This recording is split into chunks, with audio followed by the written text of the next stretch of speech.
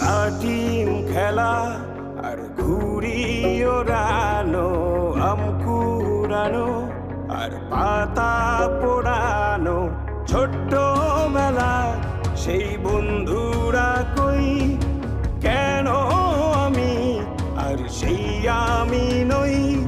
আজ অনেক বছর পরে খুঁজে ফিরি,